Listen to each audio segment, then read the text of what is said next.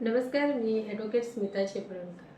The press and registration of periodicals act 2023 हा 1 मार्च 2023 पासून लागू करण्यात आला.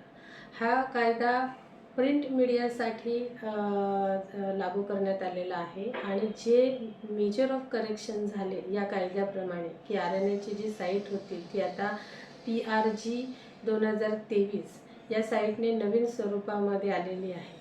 त्यामध्ये आता तुम्हाला सगळ्या ॲन्युअल स्टेटमेंट भरण्याचा पिरियड सुरू आहे आणि त्यासाठी लोकांना वेगवेगळे प्रॉब्लेम्स येत आहेत की ॲन्युअल स्टेटमेंट कसं भरलं जाईल किंवा त्याच्यामध्ये आपल्याला काय नियम फॉलोअप करावे लागतील. तर या संदर्भामध्ये त्यांनी PRGच्या साईटवर काही व्हिडिओज अपलोड केलेले आहेत आणि त्या संदर्भामध्ये त्यांनी काही गाईडलाईन्ससुद्धा दिलेली आहे. तर ती तुम्ही फॉलोअप करणं गरजेचं आहे.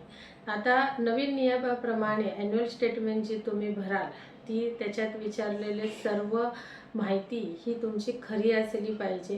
कोणतीही माहिती जर खोटी आढळली तर या कायद्याप्रमाणे तुमचं न्यूजपेपर ते बंद करू शकतात. आता ॲन्युअल स्टेटमेंट भरण्यासाठी 1 महिन्याचा टाईम वाढवण्यात आलेला आहे आणि 31 जुलै 2024 हा पिरियड ॲन्युअल स्टेटमेंटसाठी देण्यात आलेला आहे.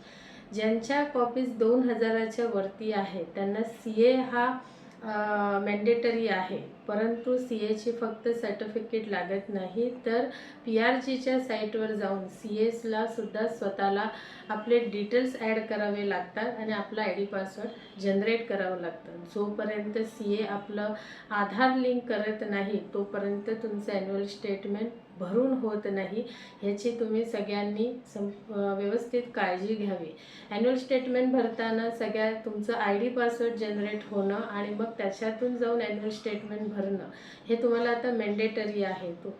तुम्हाला कुठलीही हार्ड कॉपी RNA ऑफिसला पाठवायची नाही आहे. संपूर्ण काम हे ऑनलाईन स्वरूपामध्ये करण्यात आलेलं आहे.